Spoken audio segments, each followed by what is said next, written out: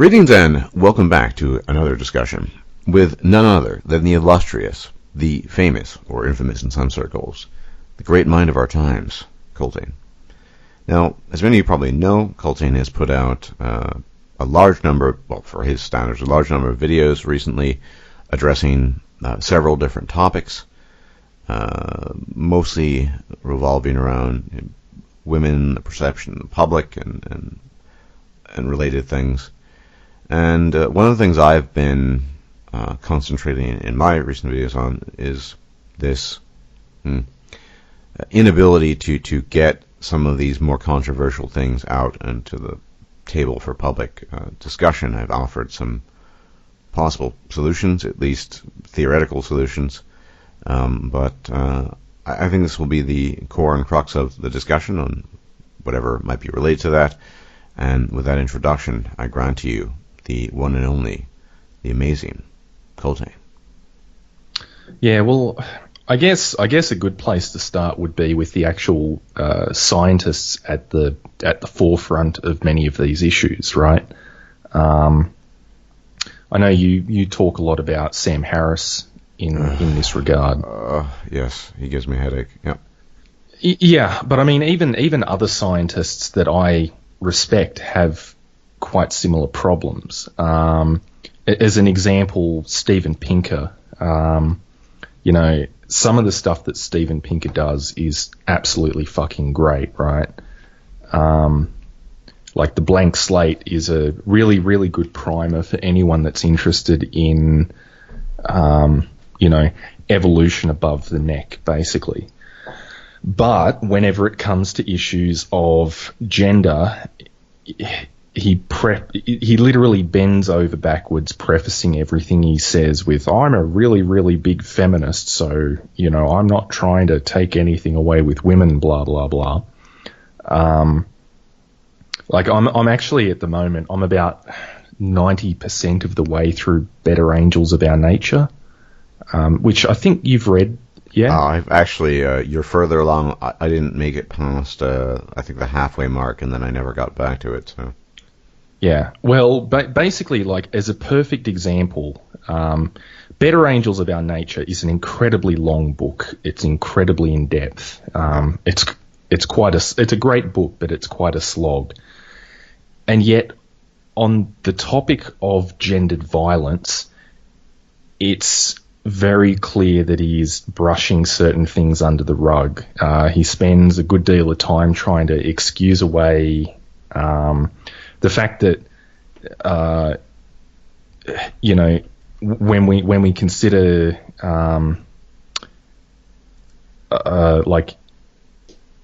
what do you call it? Like mutually, like reciprocally violent relationships, he spends a lot of time trying to excuse away all female violence as being self-defense. He doesn't go into the fact, like he pretty much avoids the fact that whilst men may use physical violence, a lot of basically like a good deal of the escalation up to the point where the confrontation actually becomes physically violent is things like verbal and psychological abuse that women do more often.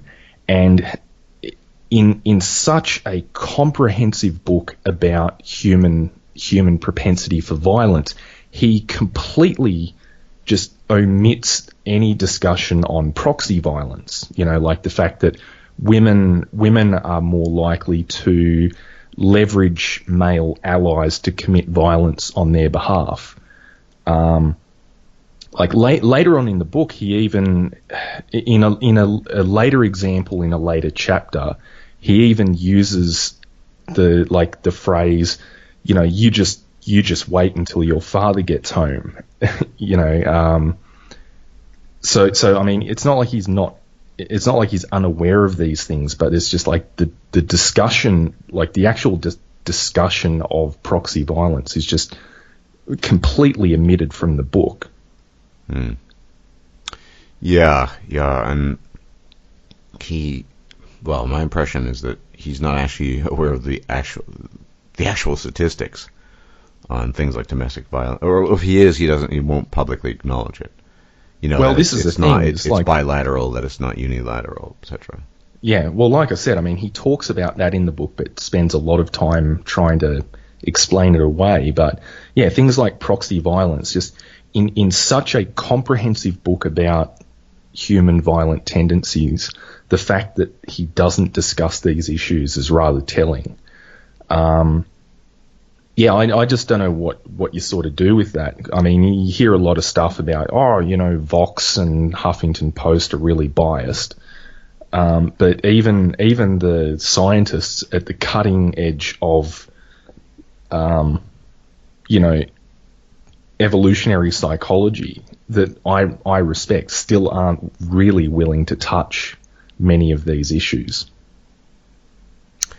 Yeah. And Peterson's the same. I mean, for all of the good things that Peterson does talk about, I mean, you remember the whole thing about how, if men don't, man up and marry bitches, they're weasels. It's like... Well, he did apologize for that later, but yeah. It was kind of a not-apology, I think. Yeah, it was, yeah. Well, I think you bringing up Peterson, I know you're not big on this, but he was challenged by somebody in the alt-right, and instead of even coming up with a kind of a standard answer or some kind of answer, he just said, I can't answer the question. And let's say that Peterson and his group is opposed to the alt-right. If you say you can't answer a question, you're effectively, I'm neutral on this, but you're empowering the guy asking the question, the people backing up, as well as his narrative by declining to even address it in the first place, you see? Yeah.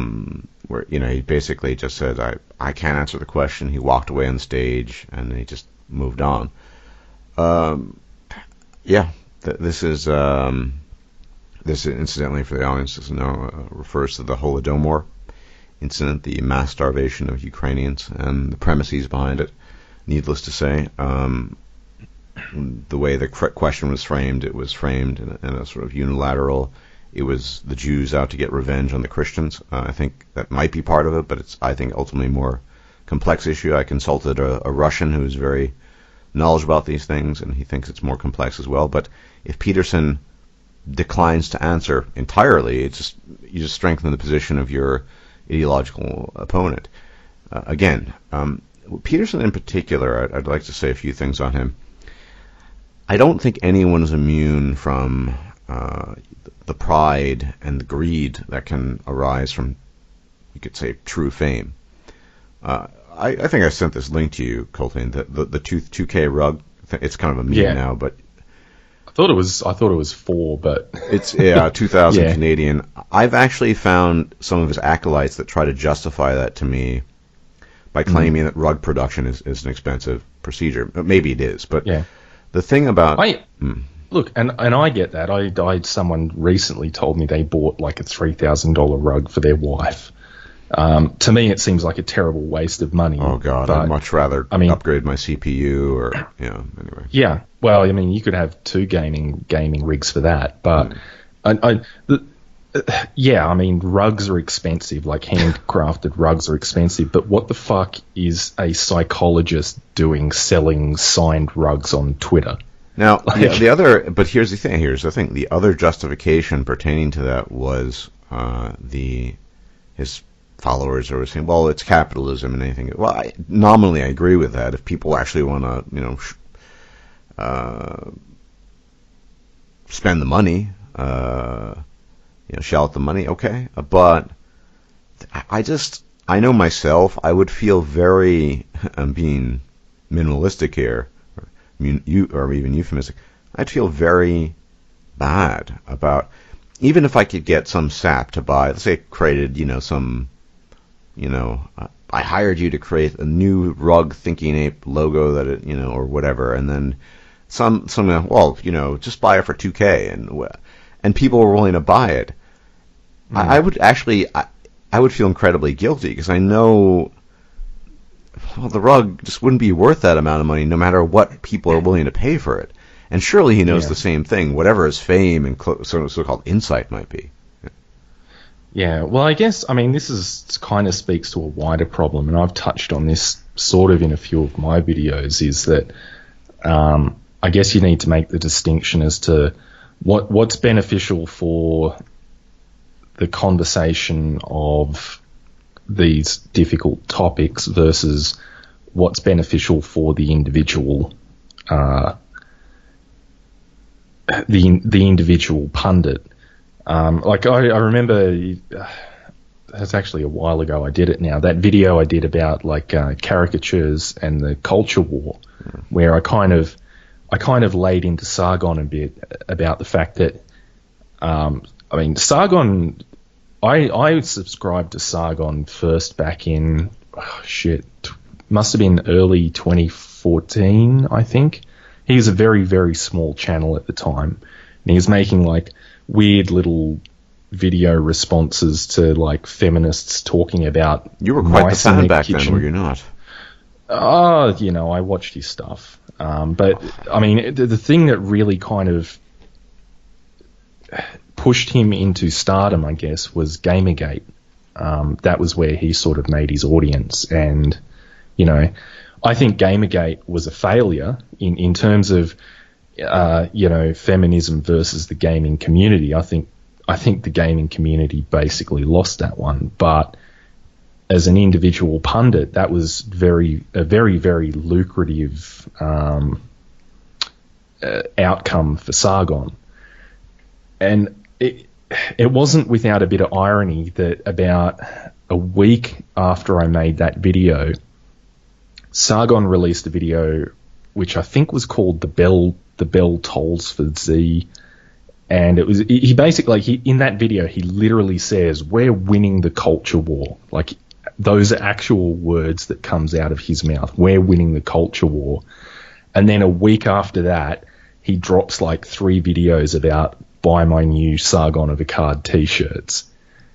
It's, I don't know. I don't know how much of this is actually, you know, in terms of honest intellectual discussion versus, you know, the ability to sell merch.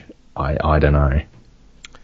And this is the thing. I don't know if I would be immune at that level of fame and renown, whether it's justified or not. But going back to the point on Peterson, whether it's the personality test or you know, sort of speaking fees, I think. Well, I've come to the firm conclusion on Peterson that he really is primarily, people might not like my view on this, in it for the money. One, the rug thing. You can't justify a rug price like that. I mean, he could if you say whatever, people are willing to pay for it, fine, but he must know it's not really, there's conmestry involved there.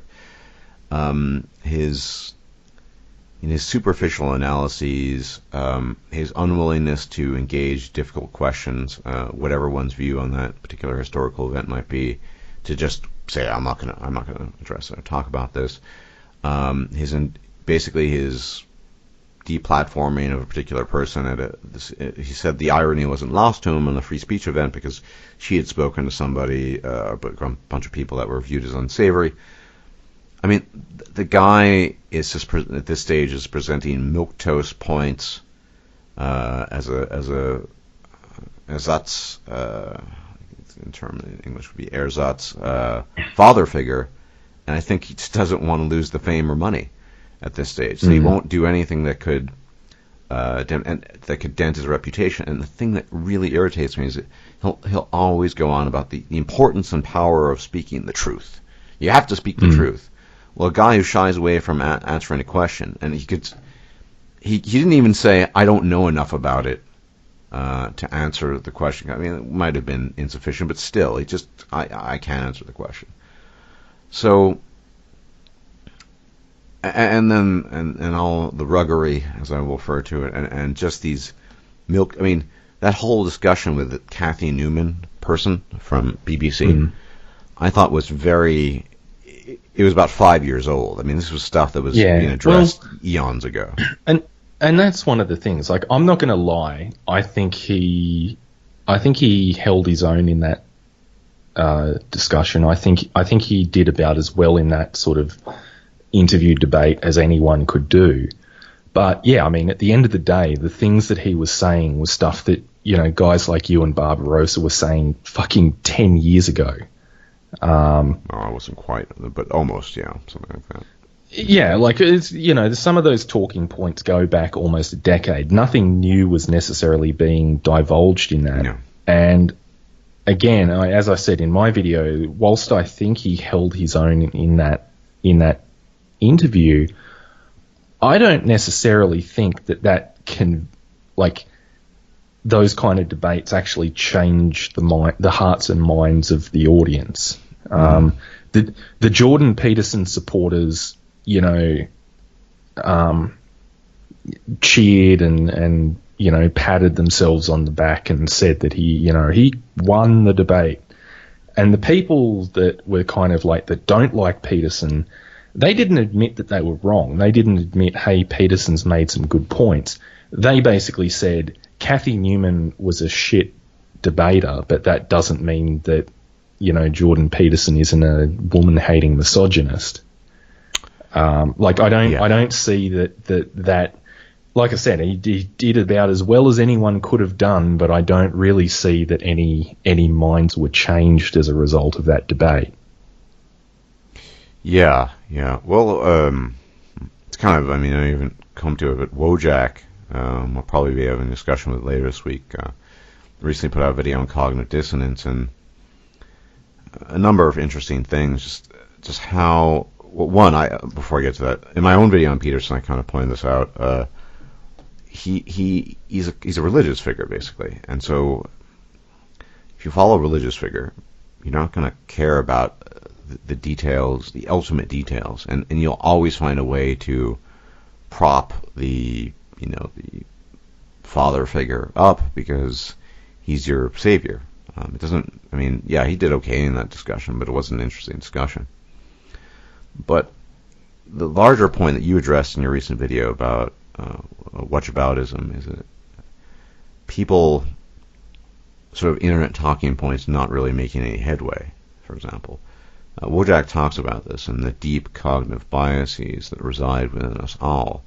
The famous example he brings up, of course, is lay people who don't know about physics, and you ask them, if you drop a ball, what direction it's going to go in, and most people just answer it'll fall straight down. Of course, not correct, but apparently, though, interestingly enough, even trained physicists, if they're taxed or stressed out, will resort back to the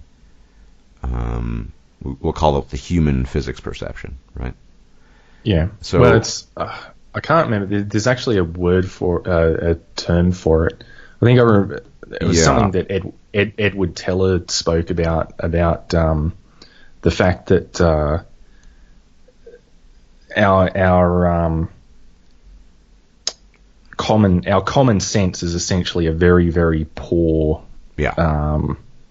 Our common sense doesn't necessarily, intuitive physics. Like, it doesn't, it doesn't necessarily, like, what we intuitively understand doesn't map onto reality. Correct. But beyond that, I mean, that Wojak was using that, I think, in the video as a very sort of useful instantiation or example of this. But ultimately, he provided evidence and showed that the biases we acquire over time become more and more ingrained, and the further along in adulthood they go on, the more difficult they become in terms of getting rid of them. And so, particularly on the internet, where it's all about sort of just talking points and entertainment and devotion to one liege versus another. Mm.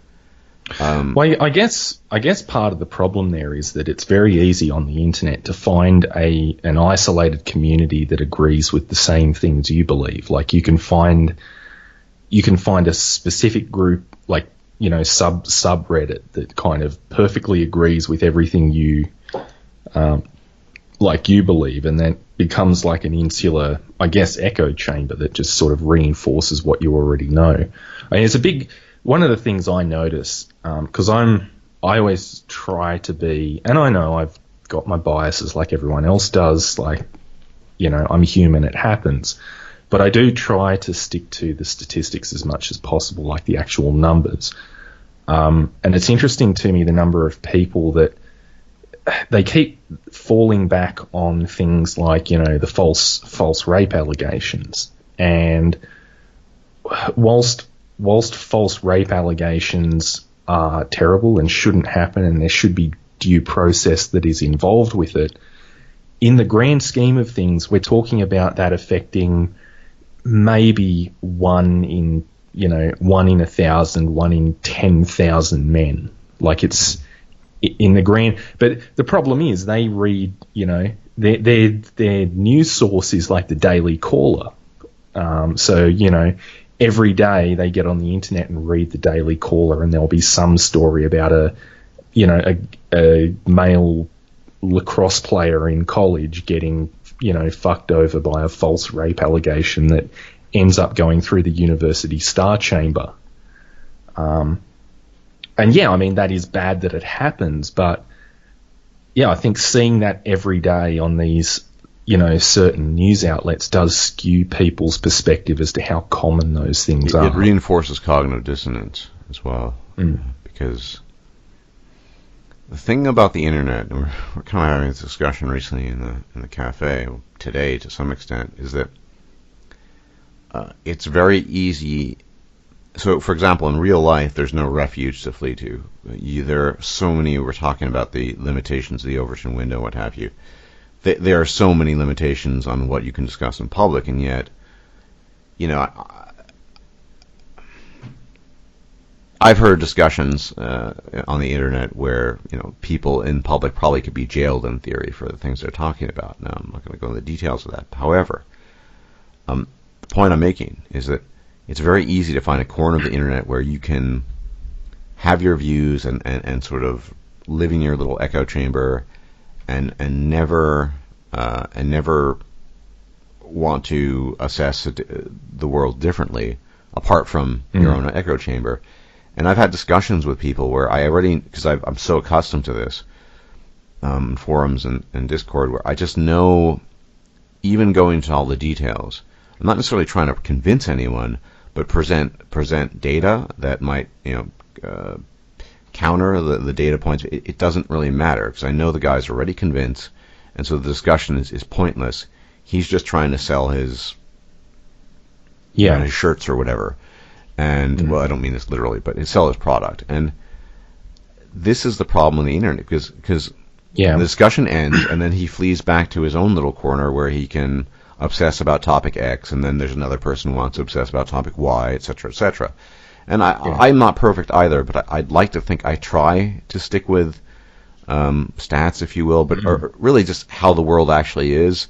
And I don't. I'm always skeptical if somebody says X is the entire cause of everything, and if we just fix X, then it does, because that usually doesn't map onto reality. Yeah. Well, I mean, that brings up the other issue with, like you were saying, they go back to their little corner of the internet. That brings up another issue, which I've briefly mentioned before, which is the problem that, it wasn't BBC, was it? It was the Channel 4 interview between Jordan Peterson and Kathy Newman. Like, that's a televised interview on Channel 4 that, basically goes out to an unsuspecting audience of, the mainstream.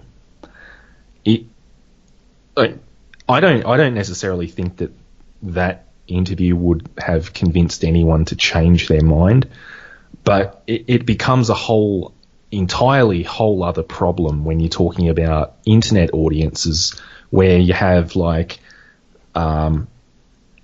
Sargon debates Richard Spencer, and it's just like you have these, the audience for that debate is essentially two entirely subscription-based audiences.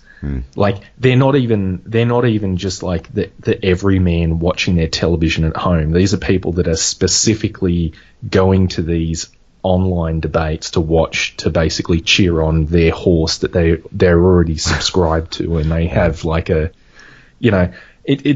notion of an online debate on a platform like YouTube is just so fucking ridiculous to me. Well, this is I know you tend to stay away from these things, and more power to you. But I'm sure you've heard of. Have you heard of the Andy Worski stream? No. Well, that's good for you. No. Andy Worski, a couple of months ago, basically it's the thing. He gets possibly thousands of dollars in donations in collaboration with Jean-François that I talked to once. You might remember that. Garripier, the Québécois guy. And those discussions are just about people coming there and cheering on their horse as well. Although people find... What I don't understand about that is people will drop hundreds of dollars in donations to say something retarded. Maybe it's fake, but the point is that that's the whole nature.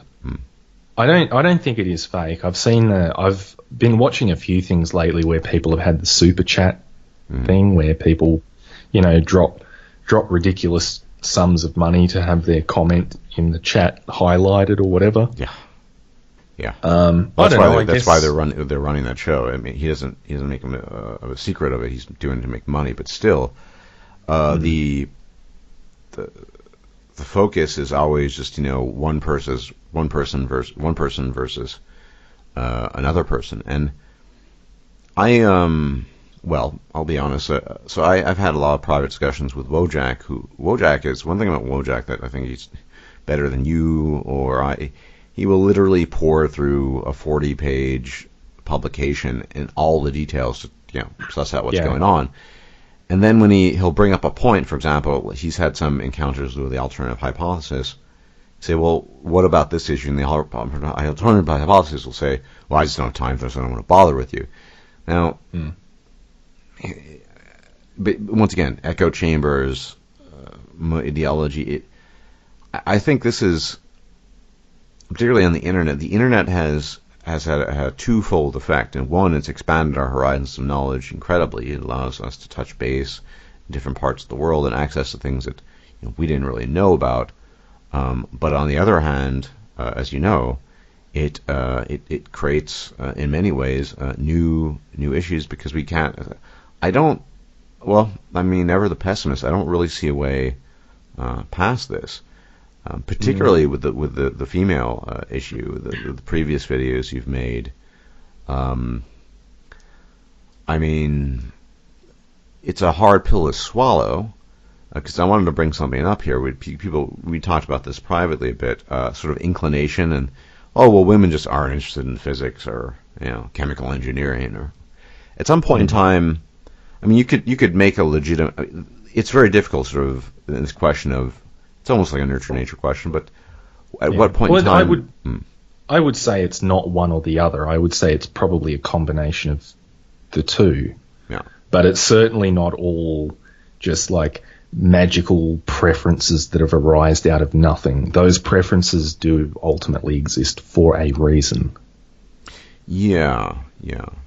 And the question of capacity and the ability to comprehend these things is, I suppose, a somewhat open one. But I mean, you could just use the Pareto principle to say, well, why, even excluding women from the equation, say, well, why are there so few successful, physics majors in American U? Because it's fucking hard, relatively speaking, compared to other things. It's harder than biology. It's certainly harder than sociology or English. I had a number of people leave comments on my video where they're like, why is this, the only judgment of intelligence, there's so much more to intelligence, why are you saying that art isn't, art can't be indicative of intelligence? And it's like, my background is in art. Like that's where I have a degree in fine art, majoring in painting and sculpture. So I've done that. I know what's involved with it. It's just motor reflexes, as far as I'm concerned. There are more difficult aspects to it, like particularly if you're classically trained. I do actually have sketchbooks full of anatomy studies that I've done, skeletons, the way muscles work. Like, if you want to draw people, you need to understand the anatomy of how they work. But it's not strictly necessary. And yeah, whilst it is a lot of, I mean, it is more. It's more of a technical skill than it is, you know, a knowledge or, you know, cognitive intelligence based issue. And on top of that, motor skills, yeah. Yeah, and on top of that, it's even within the field of art. Like, it was amazing to me when you watch, like, because my favorite subject in art school was basically life drawing, because it was very technical. It was all about anatomy and, you know, like there was actually like a knowledge base and technical skill behind it. And it was funny how often the female students didn't like taking instruction from the teacher. Like, when the teacher is like, your proportions there are wrong, this angle's wrong, you know, like the arm can't bend like that. The male students were like, oh yeah, I know what you mean, I'll, you know, fix it up on the next drawing. Whereas the female students, they didn't like being told that their anatomy studies were inaccurate. So even in the field of art, when you started getting into like the harder classical areas, the females didn't do as well as the males. Yeah, and I mean, I think it's a somewhat open question, but there's some things that are just harder than other things. And as far as I'm concerned, you know, I'm definitely not smart enough to be a physicist of any caliber, and you could also say I'm not inclined to be. That's true, but how much of that is due to just not having that ability? I think we all gravitate to things that we're good at, but if you have a majority of a population compared to a minority of another population, men versus women here, gravitating towards things that are just naturally more difficult to comprehend and apprehend, and the other population isn't doing that, that tells you a fair bit, I think. Yeah. Yeah, well, I mean, I think like a lot of this comes back to the fact, though, I mean, the statistics to me seem fairly clear, but I don't see any headway to being able to turn the mainstream perception of these things around. I mean, they're always going to be unpopular topics to discuss. I think at the end of the day, as I said in my video, you just kind of have to accept that, you know, most people aren't going to agree, and you just have to put your ideas out there for the few people that are willing to look at the facts and assess things openly. Yeah, but that doesn't bode well for the public or the future public discussions, etc., etc. Well, no, but I mean, call me the, you know, the ever jaded pessimist, but I just don't really see that ever happening. Like I said, like even when you have, you know, otherwise brilliant evolutionary psychologists like Steven Pinker, there are certain topics, particularly when it comes to gender, where he just doesn't want to say anything bad about women. Like when the scientists at the cutting edge of this research aren't even willing to go there, I don't think.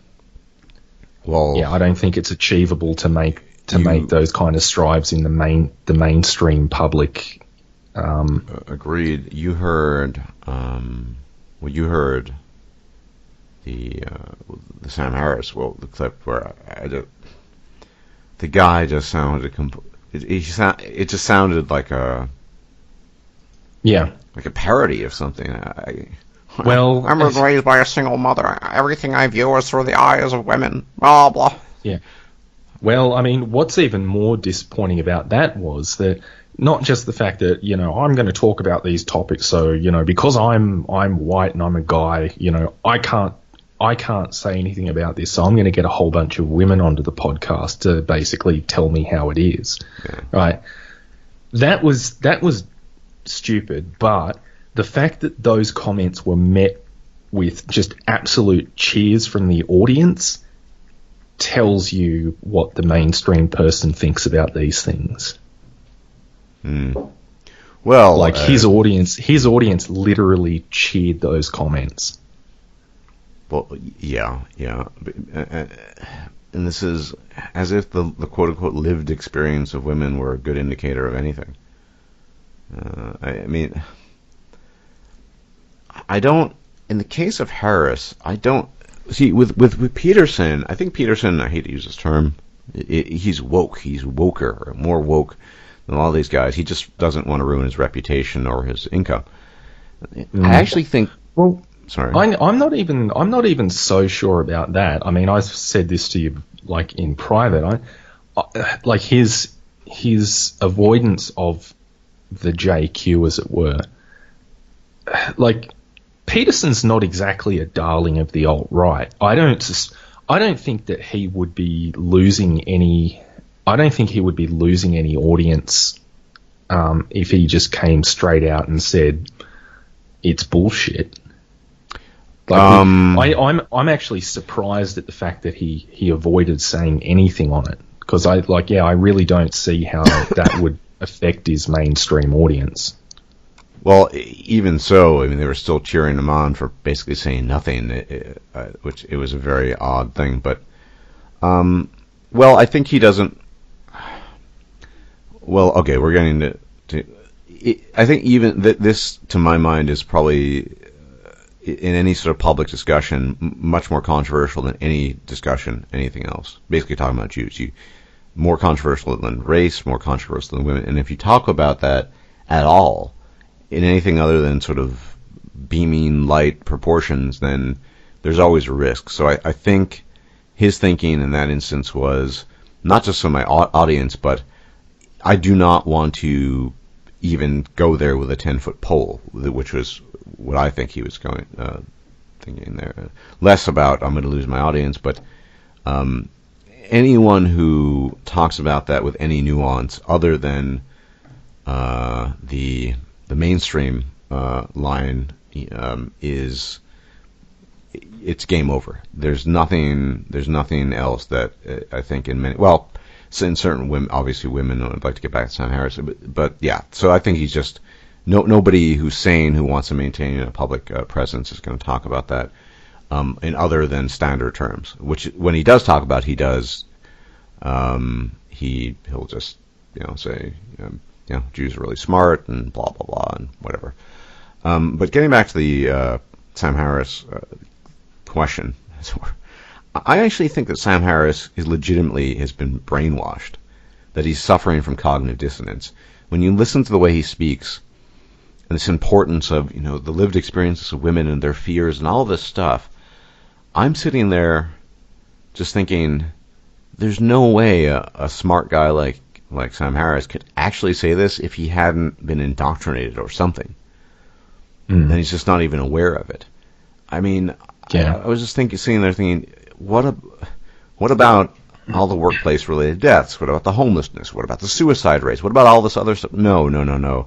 A bunch of women who are complaining about getting money and parts for sucking Jewish Hollywood dick.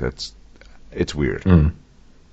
Well, I mean, like I said before, I don't think these people are ignorant of these issues. Like even in Steven Pinker's book, The Better Angels of Our Nature, like I said, in a later chapter, he basically directly quotes the phrase, in a mother admonishing her child, you just wait until your father gets home.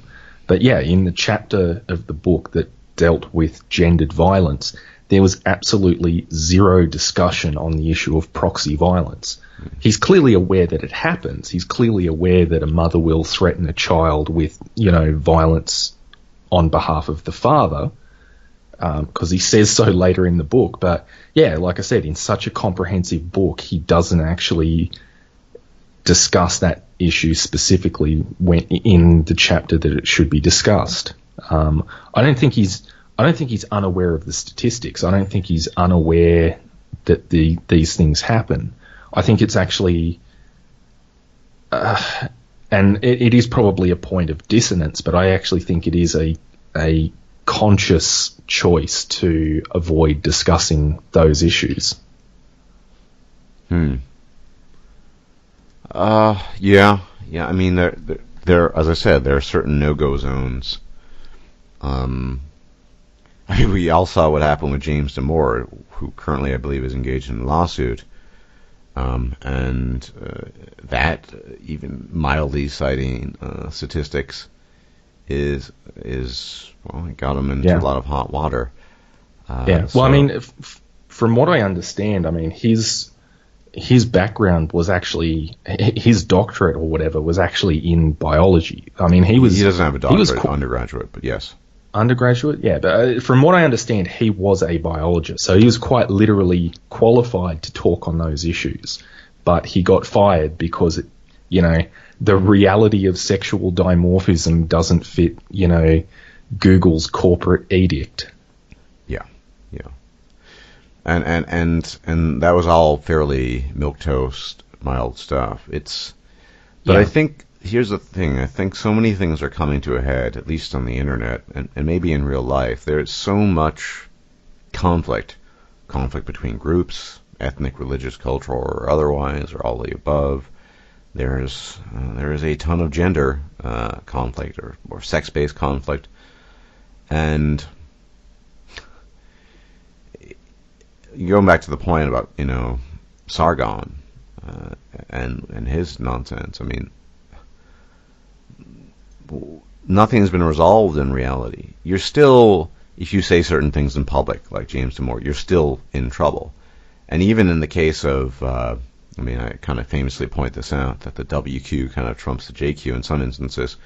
When all the Jewish producers turned out to be quote unquote, whatever, predators, or they slid into the shadows because women were affected by this. Nothing, and no resolution of discussion of what's going on, and yet that procedure has been around since time immemorial. Women offering their youth, beauty, and sexuality in exchange for favors. It's just a different form of prostitution. It's always been like that. But you couldn't come out and say, well, that's the way it always works. You take a girl out on a date 3 times and she sucks and fucks you. We don't call that prostitution, but that's just what it is. That's how male-female interactions operate. Men give women shit, and women suck and fuck them in exchange for it. It's not always like that, but in the vast majority of cases, it is. Could you come out in public and say that? No. Are you calling all women prostitutes? Well, in a sense, I guess I am, if you want to extend the definition of prostitution. And yet, some of these conservative women who will slam on proper prostitutes, ones who make no secret of it, who just say, hey, look at me, this is why I would agree with you that we're winning the culture. This is no, because we're no further along in discussing any of these controversial subjects than we were a few years ago. Yes, online feminism and SJWism has been defeated, but that's because it was so fucking moronic and so ridiculous. And more to the point, I think the women. Well, go on. I don't even know if that's true. Like I've said in the past, you get these guys that we're winning the, online feminism is being defeated, and it's like, righto, well, why is it that it's Anita Sarkeesian and Zoe Quinn talking to the United Nations, about harassment online instead of, internet aristocrat and Sargon and King of Pole? People in their people in their little corners of the internet will declare that they're winning the Great War, but in terms of real outcomes in the real world, I don't see any feminist strategies, government strategies being rolled back. Well, yes, there's that, obviously. And I wanted to point out that a lot of the reason I think that people have gone against the feminist grain or the SJW is just because a lot of women, as Barbaros predicted years ago, have jumped on the sort of the anti-feminist trad thought train. I mean, Romy Millennial is definitely the best example. But she literally uploads videos that are 6 or 7 years behind the current years, as they like to say, and she makes about $7,000 a month on Patreon and gets tens of thousands of views. Yeah, because she's pretty. She's not. She's very good. She's very good at wearing makeup. I've continually requested a makeup routine from her on her video, but she refuses me, and I feel very insulted. But anyway, I actually thought it was great. Turd Fleeing Monkey had this video the other day where he was talking about this guy. I think it was in Kazakhstan, and this guy basically entered this online beauty contest, wore a wig, put on makeup and stuff so that he could prove how shallow beauty contests are, where like a sufficiently made up guy could get to the finals.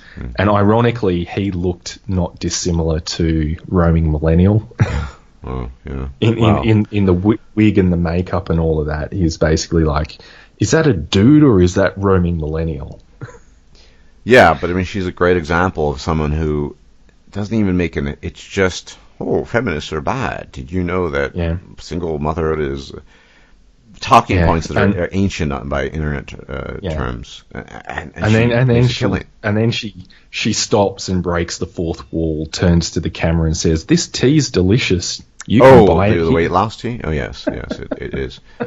And I think this is, but because people, it's the same. But you see that all over the place, though. I mean, guys have been talking about this shit for ages. Guys like you and Barbarossa, and you go back before that, and there's even women like Esther Villar.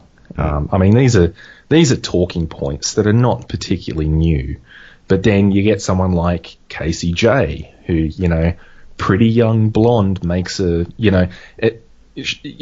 was the whole the story of the girl who was a feminist and then started looking into it and the red pill the red pill documentary. That it's like she was a fucking nobody as a feminist, right? Like she was just some other, like just another feminist thought who just another vagina hat wearing moron in the crowd. But then she makes a little red pill documentary and suddenly she's flying all around the world being interviewed, on talk shows to, about her film. And at times being treated fairly poorly, to be fair. Fairly poorly, but it's just that whole, pretty young blonde girl makes the red pill documentary and then suddenly she's an instant star overnight. It's like, I don't know. No, I'm not denying. I mean, obviously there's, that definitely. Yeah, no, I'm not denying that. Hey, but again, my original point that with the, I guess, insurgence of females into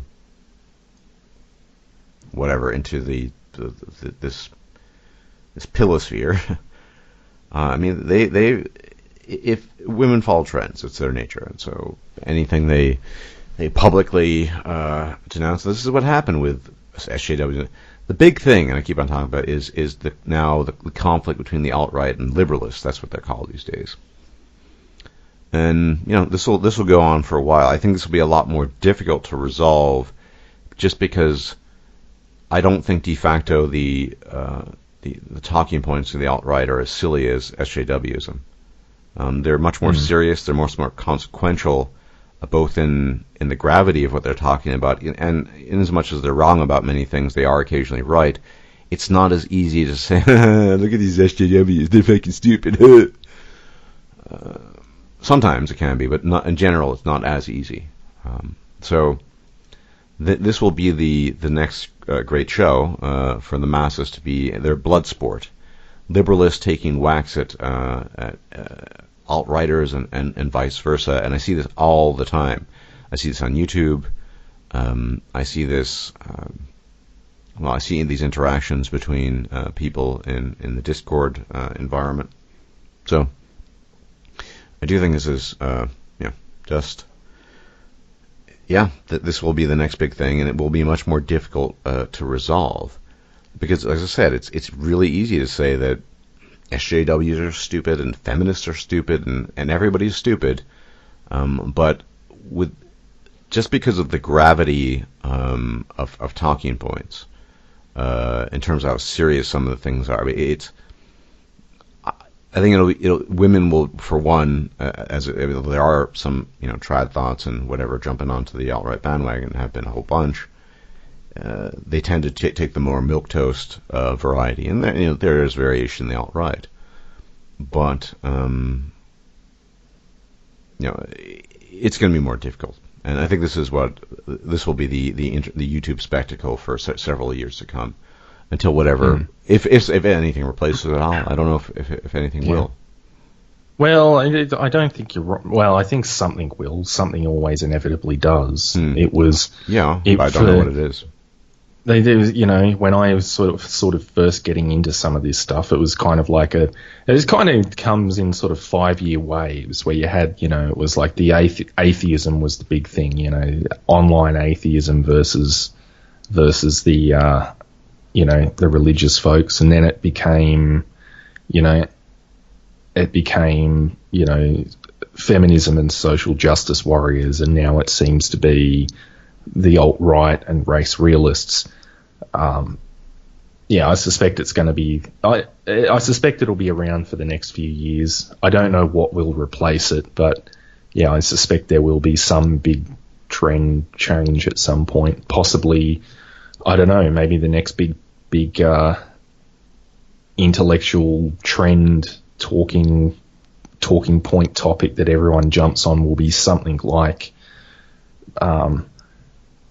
the fact that robots took our jobs or something. Yeah, although it's hard to, well, in the sense of a kind of pro, not humanist, but pro-human movement, sort of like you have in Deus Ex, where, I see this whenever, I hope transhumanism never goes too mainstream, but in my transhumanist discussion points with people that everyone seems to be largely opposed to, liberalists don't like it, alt-right people don't like it, but whatever. There's and you have this attachment too, to a degree, this is attachment to sort of being human. There could be, as you point out, a derivative movement of let's go back to being human. Let's stay primitive, that sort of thing, because it's just good because it's wholesome or something like that. I could imagine that, but it's not. And you could actually unite all kinds of people. It might have a better sort of unifying power than anything the alt-right preaches. I don't know, but it's complicated to say the least. Yeah. I think it's impossible to know, but I think the alt-right wave versus the liberalists will ride out or be ridden out a bit longer than some others. Yeah, and to be honest, I suspect the winners of that battle are going to be the liberalists. Right. Not even necessarily because everything the liberalists saying are correct. I mean, there are certain points that the alt-right are scientifically correct on that really should be addressed. But I think in the grand scheme of what is publicly acceptable, I don't think the mainstream is ever going to come around to the alt-right way of thinking. Yeah, I actually brought this up a few hours ago, that I was having a discussion with a gentleman about sort of the lag effect and the Overton window in the context of the internet. And basically these days on the internet, anything goes. I don't want to go into the details for obvious reasons in a public discussion, but I've heard some things that,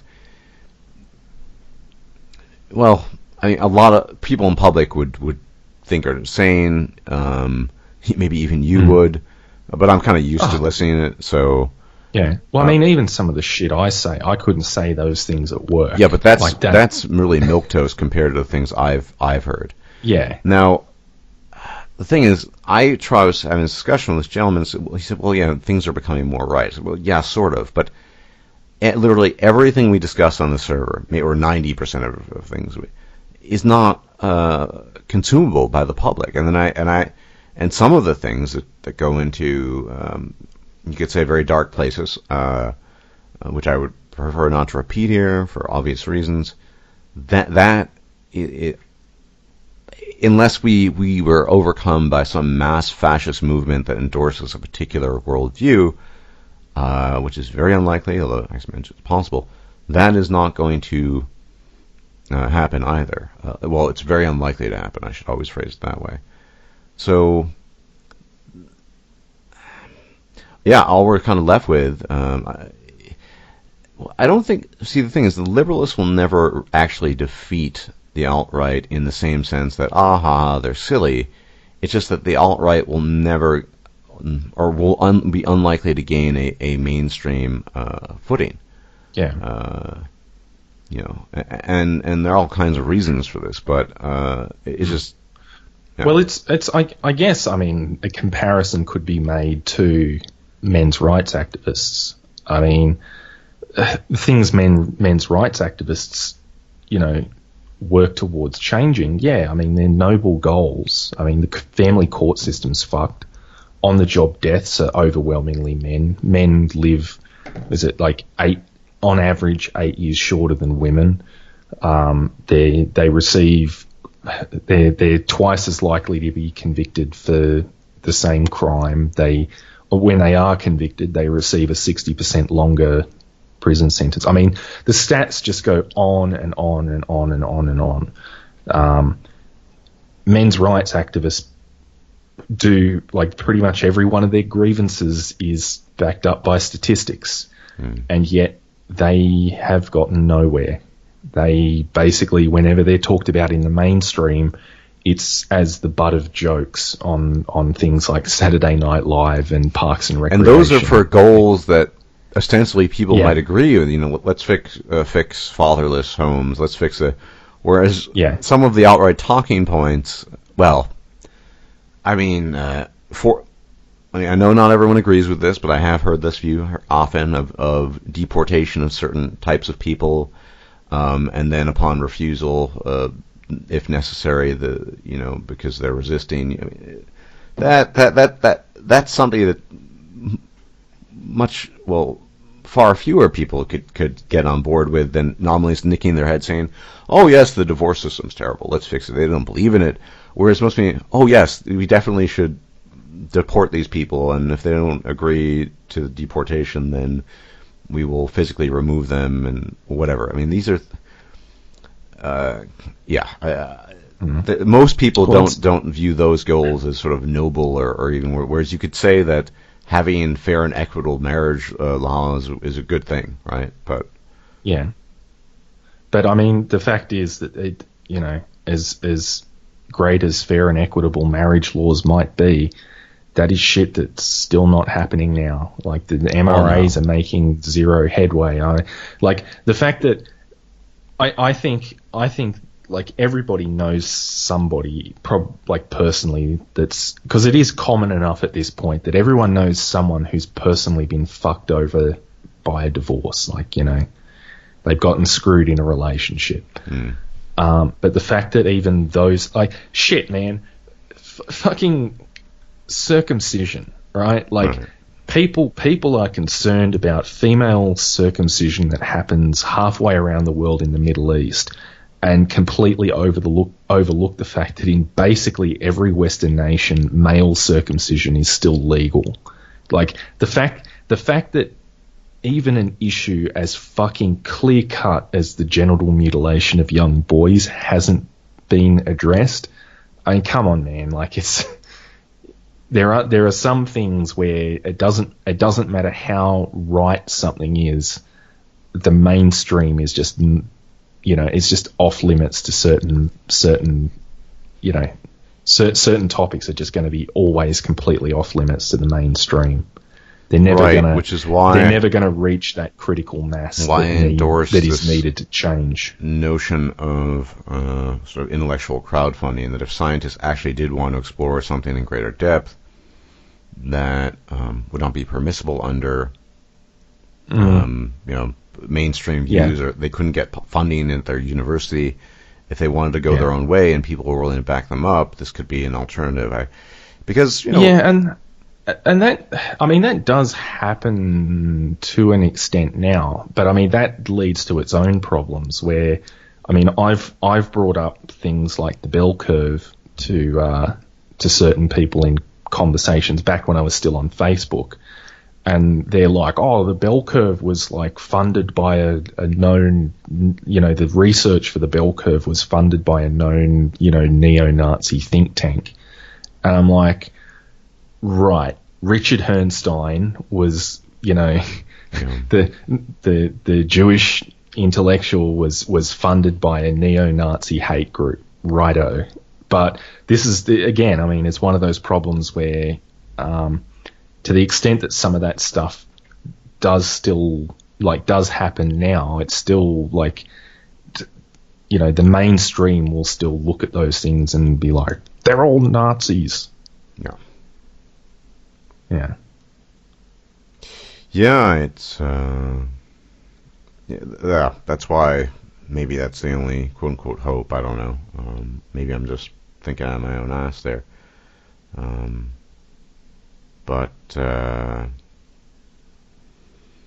think we're kind of stuck between a rock and a hard place, and in some sense, it feels to me oftentimes like we can't really go anywhere, much though we might want to, if that makes sense. Yeah, well, I don't know. I know this doesn't bother you as much as it bothers me, because it's one of those things. Like fixing a car. People's, it's one of those things people seem to, one of the constant complaints that I get from a lot of people is, you say all this stuff, but you never have the answer that's gonna, the solution to all of our problems. And it's like, I don't have the solution. I mean, it's entirely possible that there isn't one. And this is something I try to drive. There might not be a solution to all of these problems. And when people then counter say, well, there would be if only we would do X, but that if X is not executable, right? Yeah. If you cannot perform X, it doesn't matter. Yeah. Well, I mean, that's the big one with, with marriage, right? Like the whole reason for the whole MGTOW sort of stuff. If only women did this, that, and the other. And it's like, if only, but they don't, do they? So you have to deal with the reality that you dealt. Yeah, and the same applies to discussions I've had with alt-writers on various issues, and I mean, we're kind of stuck.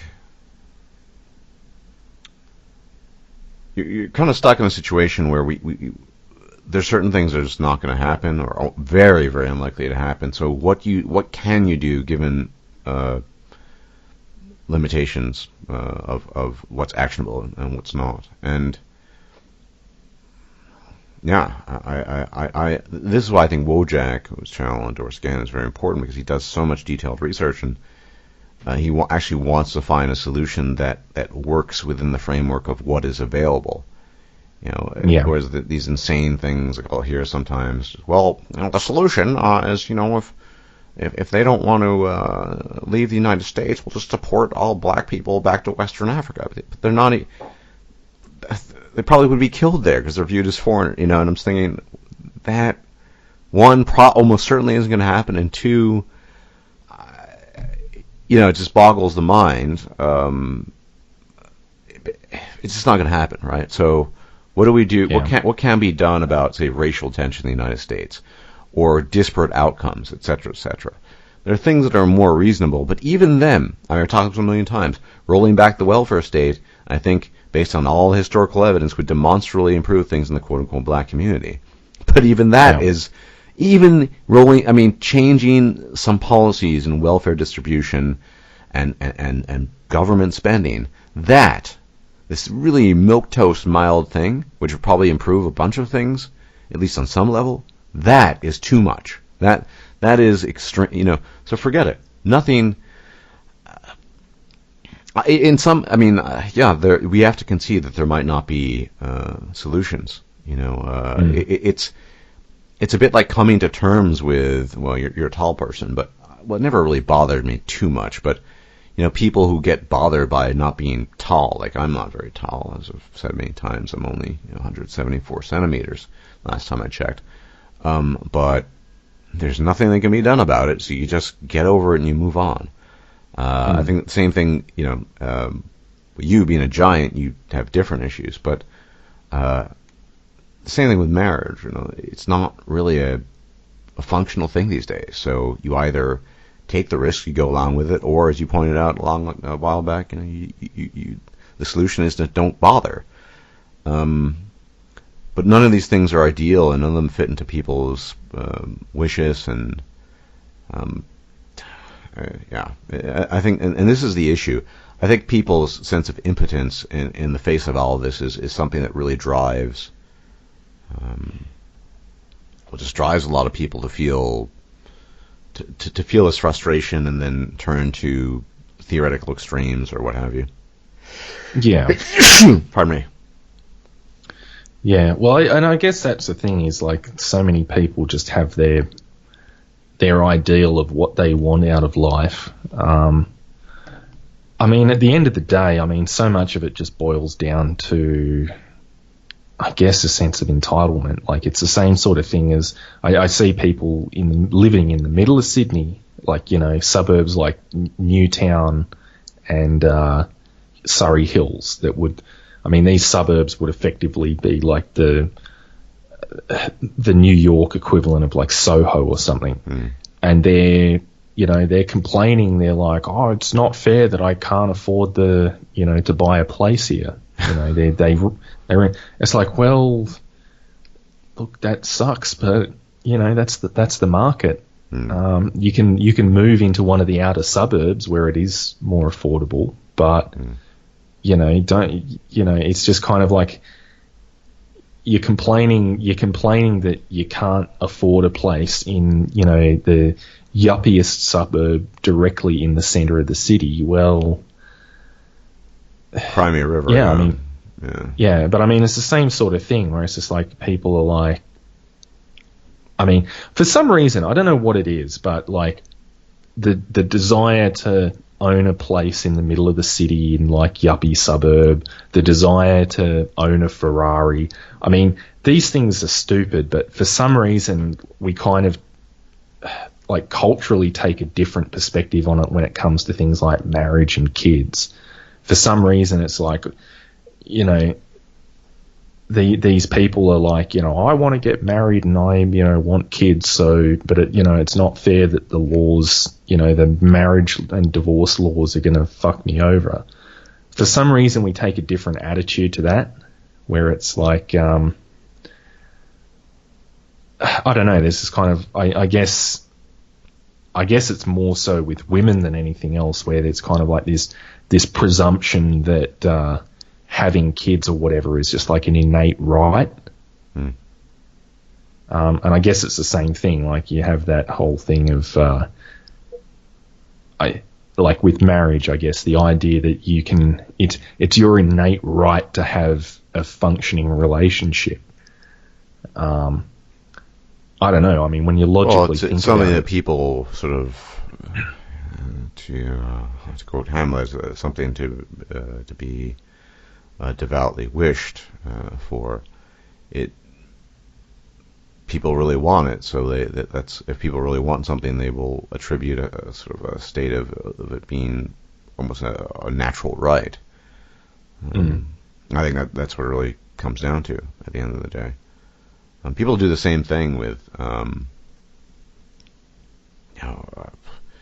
people who due to psychological, neurological, or endocrinological issues, can't control their weight or whatever. I mean, am I right? And whatever. People really want something, or they can't control themselves. They will express this by saying, well, it's fine because it, in some cases, or they'll say this is, everyone deserves the X because whatever, because we all desire some hokey pokey dokey marriage with 2.5 kids and a fence and a dog plus. And, it's silly, but if you think about it, but yeah, I mean, people are not particularly reasonable or rational. So, what do you expect? Yeah, well, I suppose it's one of those things where, I guess you could say, the old thing with the bell curve, where the way I explain the bell curve to most people is, let's hypothetically assume, for the sake of argument, that the thesis of the bell curve is correct, and that different genetic populations do have different average IQs, and in a modern technology-based economy like we're living in, a higher IQ will necessarily translate into higher socioeconomic status. So, hypothetically assuming that all of that is correct, what would that world look like? Because, funnily enough, it would look almost exactly like the world we're living in now. Yeah. And I guess the same thing applies. It's like, if you were to make the assumption that people are stupid and selfish and they aren't good at thinking, like planning things out ahead of time, they aren't good at taking criticism, all of these things. If you were like, okay, let's assume that's what people are actually like, what would a world full of people like that look like? Oh, well, pretty much the world we have now, I'd say. Yeah. So, I don't know. And if that is the case, yeah, I don't know what can necessarily be done in terms of, large scale change in a direction that certain people want it to go. I think any change that does come is going to come more or less organically. It always does, right? It's not it's very rare that any of this is some conscious thing where they're all saying, well, we're going to do it. So yeah, I'd agree with that. Anyway, I think we've covered most of the bases. Really great videos by Colttaine recently. If you haven't checked them out, you should. I'm assuming you're familiar with them by now. Great stuff. And sorry. In case you hadn't noticed, I'm a bit sort of manic depressive when it comes to making videos. I'll go through stages where I take 3 months and do nothing, and then I think in the last month I've released like 4 videos. Yeah. So it's just I get in the right mood and I just pump them out, and then I'm like I get burnout, and then I'm just like I don't want to do anything for 2 months, but I'm just kind of in the upstroke at the moment, sort of. Yeah. So the nature of the Colttaine. There you have it. Anyway, there'll be more talks to come. I have one planned later in the week, hopefully with Wojak. I hope that goes reasonably well. And yeah, I want to thank my great guest Colttaine, a man much more capable and much smarter than I, for being here and making those great videos. So thanks for joining me. Oh, no problems. Thanks. If you liked this video, please like, share, and subscribe. And if you enjoy my content, please consider making a donation or becoming a patron. Thanks for watching.